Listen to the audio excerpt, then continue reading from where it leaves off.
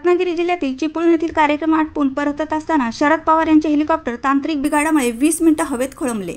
2-3 वेळा लँडिंग आणि टेकऑफच्या प्रयत्नामुळे प्रशासनाची मात्र चांगलीच धावपळ उडाली.